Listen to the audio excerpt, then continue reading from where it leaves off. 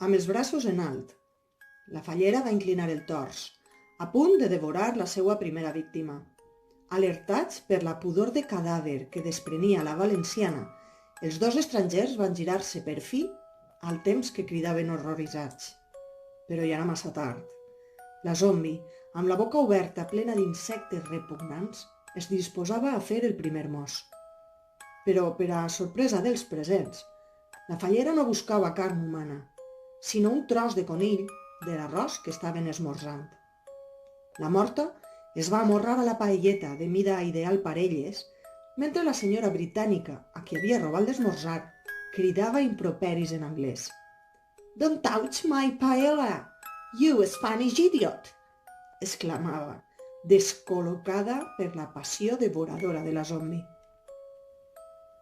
Indignada, perquè un cadàver estava menjant-se aquella delícia de manera tan grollera, la turista començà a colpejar-la amb una guia Lonely Planet de València. Però la morta no s'immutava i continuava amb el seu banquet, buscant ara el pollastre i els garrofons. Ben prompte, però, es va adonar que aquella paella no era la que menjaven a casa els diumenges. Primer, es va topar amb uns quants pèsols de color verd fluorescent i els va escopir violentament, com si tinguera una ametralladora a la boca. Va alçar la vista i va comprovar amb horror que aquella paella també duia chorizo. Quina aberració estava ingerint aquella gent! Com s'havia atrevit algú a cuinar aquella desviació de la tradició genuïna? O encara molt pitjor, potser ningú l'havia cuinada, perquè aquella paella era congelada. La fallera va començar a tossir quan es va adonar del que acabava d'engolir.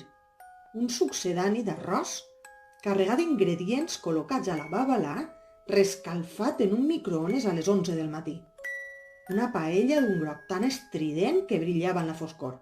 En definitiva, un autèntic insult a la senya d'identitat més important dels valencians. La reacció física de la morta va sorprendre els presents. A poc, i mentre anava expulsant el que acabava de menjar, la zombi va anar perdent el seu aspecte més monstruós. La gepa li va desaparèixer i les grenyes es van tornar monyos ben caragolats. Les pupil·les dels ulls van ressorgir i la fallera va recuperar l'expressivitat. Ara se la veia perduda, després d'haver-se deixat emportar pels impulsos més primaris. Va mirar al seu voltant, desorientada, i es va adonar que estava rodejada de gent que l'observava amb preocupació. «És un cadàver!» apuntava una dona. «Vesteix de fallera!» va cridar un xiquet. «Li direm la fallera calavera!» va suggerir un desconegut ocorrent. La gentada havia batejat aquell personatge d'ultratomba espontàniament, mentre se la miraven amb ulls com a taronges. Els estrangers, que havien aturat en sec la ingesta matinal, fullejaven la guia turística intentant trobar una explicació en la secció folklore local a aquella aparició tan insòlita. La fallera, lluny de mostrar l'aspecte agressiu dels minuts anteriors, s'angoixava cada vegada més, sentint-se com el centre d'un dels grans esdeveniments que hauria organitzat l'alcaldessa, però sense cotxes de luxe ni cava de requena.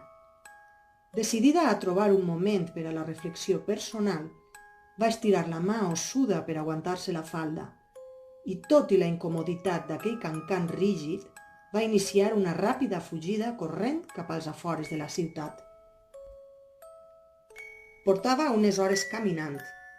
Ja havia deixat darrere el centre. València continuava la seva peculiar mutació. Les façanes dels edificis, que perdien la pintura a bocins, anaven mostrant uns materials barats i empobrits. Les clavegueres s'havien obert i expulsaven rius d'aigües fecals i tota classe de cuques. I la meteorologia continuava sense acompanyar, amb una boirina descolorida que gelava l'ambient. La gent havia abandonat la festa i les cares d'espot publicitari, i ara mostrava un ampli ventall d'emocions, com si aquell pas al blanc i negre els haguera despertat d'una duradora hipnosi col·lectiva. La fallera calavera Prompte va eixir de la ciutat. Ara passejava per una zona on l'horta encara resistia, tot i estar estrangulada entre autopistes. Hi quedava alguna barraca tradicional, perduda entre torres d'alta tensió, i a diferència dels jardins urbans, hi havia plantacions de tomàquets que seguien vives. La zombi se les va mirar, atreta pel roig intens de les hortalisses. En va agafar una i després de sospesar-la amb la mà dreta, se la va intentar posar al buit que li havia deixat el cor rebentat. Però allò no va tenir cap efecte. Una tomaca no la tornaria a la vida, és clar. Amb una barreja de pena i ràbia, va oprimir l'hortalissa fins a fer-la explotar, mentre mirava fixament com el suc li tacava el davantal. De sobte, uns crits histèrics la van despertar d'aquell estat melancòlic. Va alçar els ulls i va mirar cap a l'horitzó, però les boires espesses l'encegaven. Els crits, uns xisclets femenins i aguts, estaven cada vegada més a prop. Eren exclamacions de patiment, de tortura, d'horror. La fallera es va tornar a posar desficiosa. No tenia ganes de trobar-se ningú, però tampoc volia ignorar aquella demanda de socors. «Em persegueix! Ajuda! Que algú m'ajude!» cridava la veu. Prompte, una silueta esquifida va començar a dibuixar-se entre la boira. Era una xica bastant jove i molt prima, que duia un vestit amb falda llarga, molt menys pompós que el de la ressuscitada. L'escot era recte i discret, i els teixits de la roba fugien dels estampats recarregats de les falleres. En conjunt, semblava que venia d'una altra època, potser de temps medievals. La desconeguda continuava acostant-se a gran velocitat, sense parar de bramar com una histèrica. La proximitat va permetre a la fallera, per fi, distingir-li els trets facials. Amb molta cura, la donzella s'havia arreplegat els cabells formant una trena llarguíssima que gairebé li tocava els genolls. Però el seu rostre no era bell, almenys ja no. Tot i que un dels ulls no era extraordinari, l'altre cridava poderosament l'atenció. Només hi quedaven algunes restes del globus ocular i la parpella que l'amagava estava ennegrida per la putrefacció. La boca, oberta i sollosa, mostrava unes dents corcades, algunes de les quals havien caigut. Les genives eren inexistents o estaven plenes de cucs, i la llengua era prima i allargada, com la d'un xicotet dragó. Cridava i cridava, presa pels nervis, mentre corria en direcció a la fallera. Mirava tota l'estona cap arrere, preocupada per allò que la perseguia. Tan gran era el seu estat de pànic que no es va adonar de la presència de la morta, i abans que cap de les dues tinguera temps de reaccionar, els seus cossos van topar violentament i van caure a terra. Quan la donzella va veure la fallera, ràpidament es va apartar, aterrida. Agafar el primer que va trobar per defensar-se i apuntar cap a la valenciana. «Anyonya't! De veritat m'estàs amenaçant amb una tomaquera?» li va preguntar la fallera Calavera, mentre la mirava amb escepticisme. La xica va mirar el que sostenia amb les mans, increïblement primes, i va adonar-se que, en efecte, la seva arma era una planta amb una tomaca penjant. Però estava tan nerviosa i sobresaltada que no va desistir. Com si es tractara d'una fona, la donzella es va posar de peu fent girar la tomaquera amb la mà dreta. «Aparta't!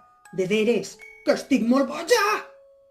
exclamava, movent l'únic ull que li quedava cap a totes bandes, en estat d'alarma per si venia allò que tant l'angoixava. I aleshores va aparèixer, volant pel cel, mogut pel poc vent que bufava en aquell moment. En veure-ho, la xica va tornar a un estat d'ansietat que li impedia reaccionar, i per ofegar els seus crits ensordidors, la fallera va decidir protegir-la, situant el que quedava del seu cos davant del de la companya. Així va aturar el colp d'un terrible pètal de flor. «Però quin problema tens? És només una flor!» va exclamar indignada la fallera Calavera, mentre sostenia el pètal entre els ossos dels dits. «Només una flor? Només? Una flor no! Un pètal de gesmil. Això és el que em va matar, el que em va llevar la vida. La donzella bramava, es feia pols les cordes vocals, mentre destrossava els timpans de l'heroïna que l'acabava de salvar. Davant la cara d'incredulitat de la fallera, aquella desequilibrada va continuar amb l'explicació melodramàtica. Jo sóc la delicada de Gandia, la que volia cagar i no podia. Segur que has sentit a parlar de mi. Ho reconec. Sóc... Ella mateixa atropellava el seu discurs. Bé, era tan delicada, tan fràgil, que vaig morir del sol impacte d'un pètal de gesmil.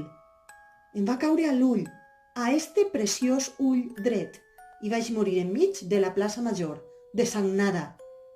Així? Estàs morta? Va preguntar la fallera. Ara se sentia una mica alleugerida en veure que potser havia trobat una zombi com ella. Morta i enterrada, i no fa pocs anys, Per allà el 1400. I tu? Tu eres una fallera, no?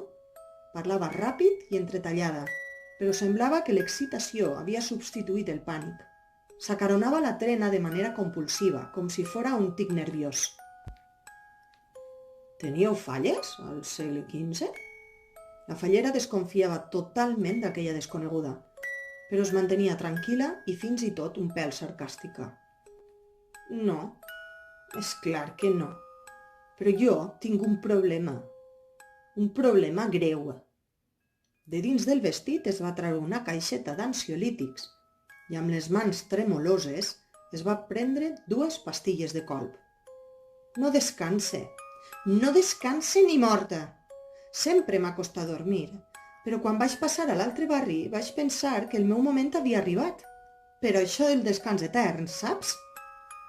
Va treure un inhalador i va inhalar profundament, fins que aquella substància li va arribar on segles arrere havia tingut els pulmons. Perdona, sóc asmàtica, el que deia.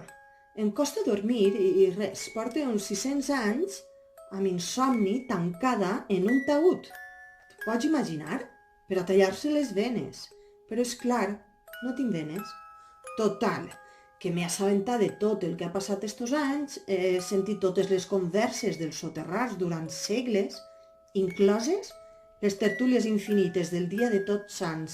I ja saps, a Gandia també són molt fallers. Així que tu deus ser una fallera, dic jo, no? Ho soc. I em va rebentar un petard en una mascletà. També saps el que és una mascletà, llesta? La fallera contestava seca, una mica irritada per l'actitud histriònica de la Delicà. I tant, no sóc sorda. També en tenim a Gandia. Va tornar a aspirar l'inhalador, molesta per la prepotència de la fallera. El cas és que, no sé com, però feia un temps que havia aconseguit adormir-me al taüt, per fi.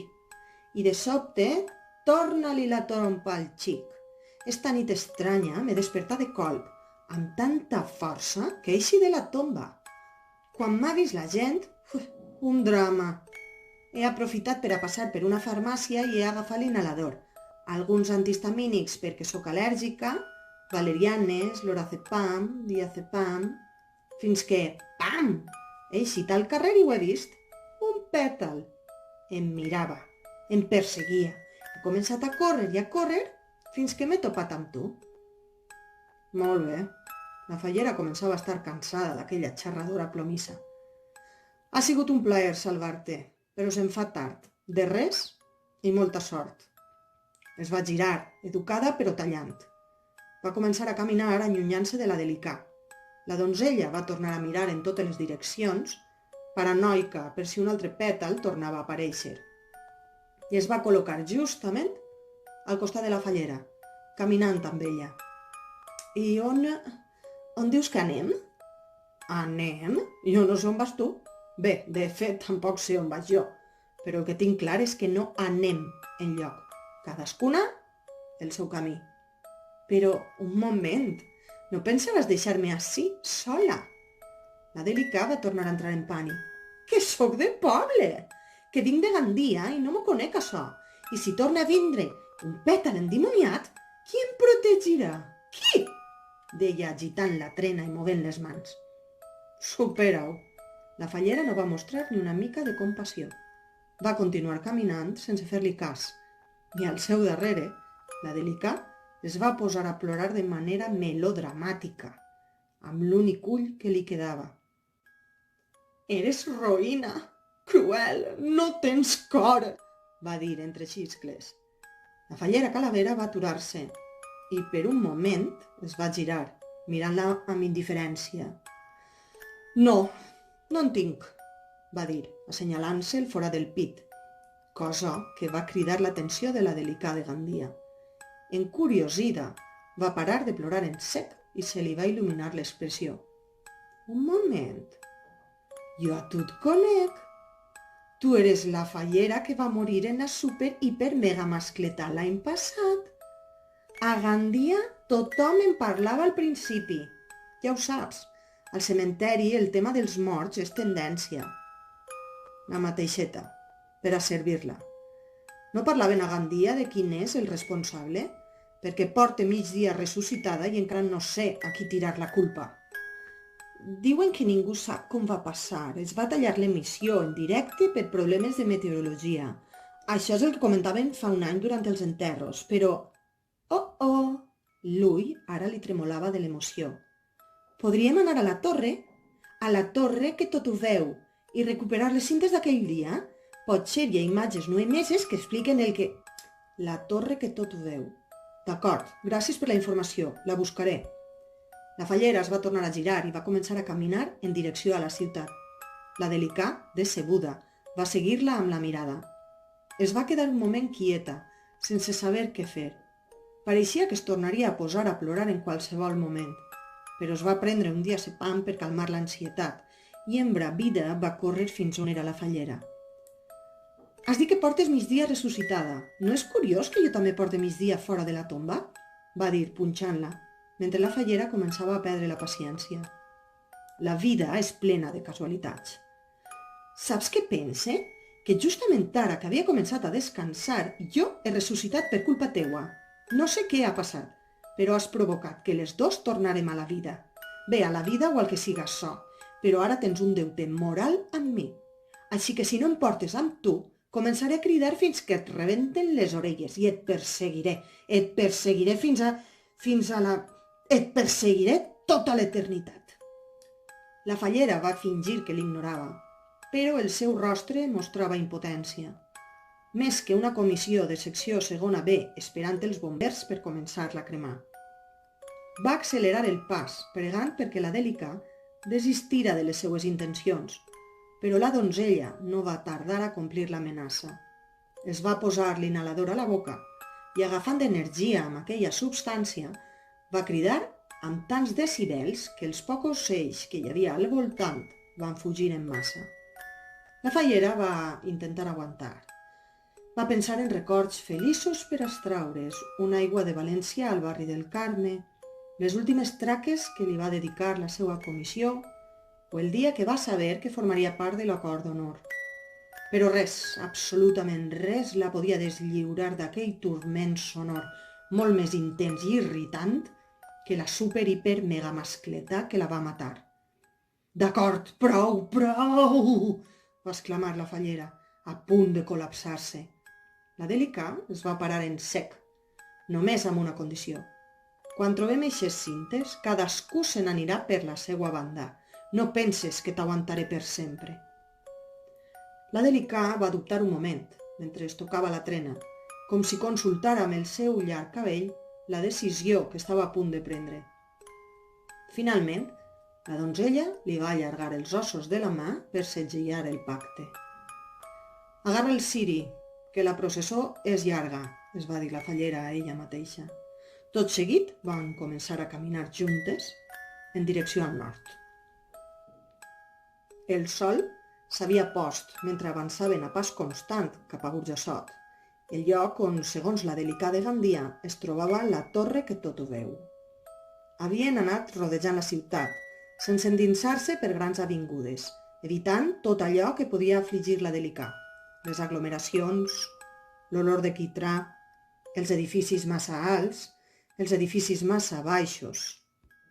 Tot era susceptible de causar ansietat a aquella esquifida donzella que entre pastilla i pastilla enumerava els mals infinits de la vida urbana moderna. La fallera Calavera feia estona que no l'escoltava i dubtava si realment tenia sentit buscar una torre seguint els consells d'una zombi neuròtica del segle XV.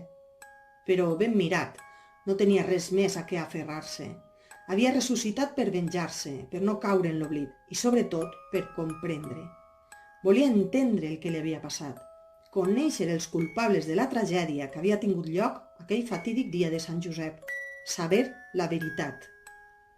La nit ja dominava el firmament, però aquesta vegada l'horrorosa lluna de València, mutant, no havia fet acte de presència. Segurament l'alcaldessa i els seus assessors respiraven una mica més tranquils, mentre intentaven oferir als seus votants una nit de lacrimar espectacular. De fet, la Fallera i la Delicà van arribar a la torre que tot ho veu, esquivant falletes infantils en flames, mentre el cel s'il·luminava amb el resplendor dels coets. Ningú es va adonar de la seva presència.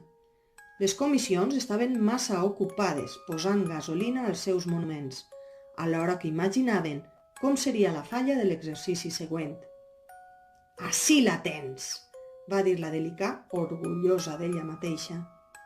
Havia conduït la Fallera als estudis de la televisió pública valenciana, fàcilment identificables per la torre grisa que s'alçava enmig de les instal·lacions, però ben prompte es van adonar que allò no presentava l'aspecte habitual.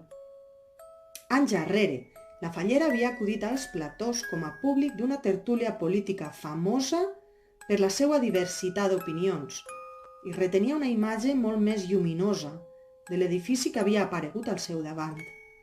Ara, el logotip de la cadena queia a trossos. Hi havia finestres amb els vidres trencats i dins d'aquelles parets no es veia ni una ànima. A més, la tanca principal estava precintada amb una cadena gruixuda. Què li havia passat a aquella televisió, que durant tants anys havia estat un referent de pluralitat informativa per als valencians? Per què oferia aquell aspecte desolador? I el que era més important, qui retransmetria ara l'ofrena, les inauguracions diàries de cada conselleria i les telenovel·les sud-americanes? Unes reixes barraven el pas a qualsevol visitant, però la Delicà va trobar la manera de superar el primer obstacle. Aprofitant-se de la seva primor, va avançar lateralment i va poder escolar-se entre dos dels barrois de la tanca. La Fallera Calavera la va intentar seguir, tot i que es va adonar que el cancam voluminós que duia mai cabria per aquell espai. Frustrada, va intentar trencar el cadenat, primer fent força amb els braços i més tard mossegant-lo amb aquella boca devoradora. Però tot va ser inútil. La Delicà estava nerviosa i el seu ull donava voltes com si fora una brúixola embogida. Amb les cames fent-li figa, la morta de Gandia va tindre una ocurrència. «Crec que la força no et servirà. Per què no utilitzes el cap?» Va tornar a emocionar-se, com cada vegada que feia un suggeriment que ella considerava genial. «Què t'has cregut? Que no fa estona que pense? De fet, si estigueres callada, podria... Em referisc a utilitzar el cap, literalment», va dir la Delicà, fent la llesta. La Fallera va dubtar un instant. Finalment va sospirar i, agafant-se el crani amb les dues mans, va estirar fins que el va separar del cos. L'acció va provocar un soroll simpàtic, com quan s'obre una botella de vi, i tot i que li va fer una miqueta de mal, no va eixir ni una gota de sang, ni cap panerola. Ara sostenia el cap amb les mans i mostrava el seu cos decapitat amb resignació. «Espere que això funcione», va dir escèptica mentre llançava la seva calavera a l'altra banda de la tanca. La Delicà va agafar el crani al vol, que va caure com una pilota de bàsquet contra el seu pit. Satisfeta, va cridar excitada: «Veus quina coordinació?» «L'únic que ara veig són les teues mamelles raquítiques», va respondre el cap de la Fallera, encarat contra l'escot de la donzella. La Dèlica es va afanyar a posar el crani en una posició més digna, mentre saludava el cos decapitat que esperava a l'exterior del recinte. «No m'estires dels monyos! Em fan mal les arrels del cabell de tant d'estrès!» La fallera no parava de queixar-se i la Dèlica, avergonyida, intentava trobar una manera còmoda de transportar el rostre de la seva companya. Després de clavar-li un dit a l'ull, amb els consegüents laments de la fallera, va trobar per fi la posició ideal. Aleshores, la Dèlica va començar a avançar pel recinte, carregant el cap de la valenciana, mentre l'alta part del cos de la fallera esperava a fora, asseguda tranquil·lament. Es van colar a l'edifici per una de les finestres trencades i prompte van poder confirmar les seues sospites. Aquelles instal·lacions estaven tancades i en desús. Els passadissos, buits de gent i amb els llums apagats, mostraven un aspecte trist i un pèl tètric. Al terra s'acumulaven guions televisius i escaletes de programes, i els monitors de la sala de continuïtat tenien les pantalles plenes de clevills. La Dèlica estava molt tensa. Caminava amb lentitud intentant no fer soroll, però sense voler, clavava les ungles a la cara de la fallera. «M'estàs fent mal, imbècil!», va dir xiuxiuejant, molt molesta. «Perdona, però hi ha molta pols, m'ofegue, jo m'ofegue, necessite l'inhalador». La Dèlica estava començant a patir un atac d'asma i respirava amb dificultats. «Vols fer el favor de calmar-te?», deia el crani de la fallera, intentant no alçar el to de veu. «No entens que estàs morta? Com vols ofegar-te?» El rostre que aguantava la Dèlica estava visiblement emprenyat, però la de Gandia no podia tranquil·litzar-se. Cada vegada semblava més nerviosa. «No puc! No puc!», va alçar la veu sense aguantar més aquella tensió. Va soltar el cap de la fallera, que va caure al passadís i va rodar uns metres. Amb les mans lliures per fi, va poder traure l'inhalador i al mateix temps va aprofitar per engolir unes quantes pastilles. La fallera estava marejada. La calavera havia donat 3 o 4 voltes i ara ho veia tot borrós. Quan es va aturar per fi, va intentar enfocar la visió i va distingir una sala de vestuari plena de disfresses i perruques. Immòbil, va alçar els ulls per fer-se la idea d'on era, però des del terra li costava observar l'espai amb claredat. De sobte va sentir un soroll d'animal, com una espècie de renill. Davant dels seus ulls van aparèixer 2 potes, i després 2 més. Era una bèstia gran, amb les cames robustes, que desprenia una olor forta. Les extremitats, però, no tenien pell, i tot el que veia eren ossos. La fallera va tractar de moure's per fugir, però sense cames ni braços no va poder fer res. Aquelles potes enormes s'estaven movent, i un dels peus amenaçava d'esclafar-li el cap. Ara sí, i per primera vegada, la fallera va trobar a faltar la seva companya, així que abans de ser xafada definitivament, va cridar: «Dèlica! Em necessite!»